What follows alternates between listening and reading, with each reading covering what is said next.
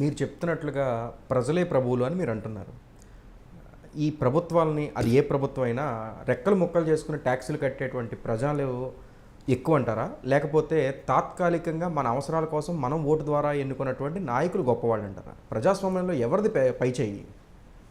ఇప్పుడు మీ ప్రశ్నకు సమాధానం ఉంది. ప్రజాస్వామ్యం, ప్రజల పాలన, ప్రజలు ప్రభువులు.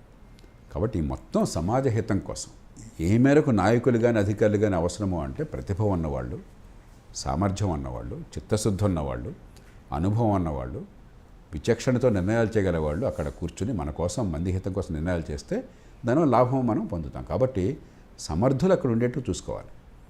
ఆ సమర్థులు సమర్థంగా పనిచేసేందుకు వాళ్ళకి సాధనాలు ఇవ్వాలి. వాళ్ళు సమర్థంగా పనిచేసిన మేరకు వాళ్ళకి గౌరవాన్ని ఇవ్వాలి.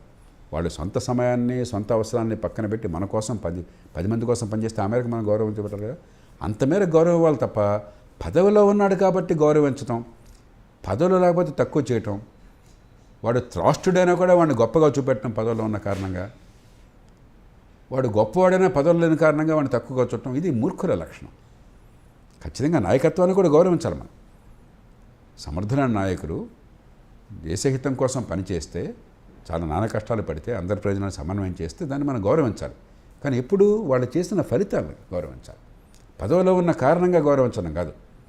వాళ్ళు సొంత లాభాన్ని కూడా పక్కన పెట్టి సమాజహితం కోసం చేసే పనుల వల్ల ఫలితం వస్తుంటే, ఈ నాయకుడు ఈ చేసిన పని వల్ల ఈ ఫలితం మనందరికి వస్తుంది కాబట్టి నాయకుడు గౌరవం ఇవ్వండి, కానీ ఎవరికి బానిసలు కావద్దు. కానీ చివరికి ప్రమాణం ఏమిటంటే సమాజానికి ఏం జరిగింది ఈ నాయకత్వం వల్ల, దానికోసం అది లక్ష్యం, మిగతావన్నీ మార్గాలు. స్థానంలో కూర్చున్న వాళ్ళు చేస్తే దానివల్ల నాకు లాభ నష్టాలు ఏంటి, ఈవేళ ఏమిటి, రేపేంటి, ఎల్లుండి ఏంటి, నాకేమిటి, నా పిల్లలకేమిటి అని అంచనా వేయచ్చు.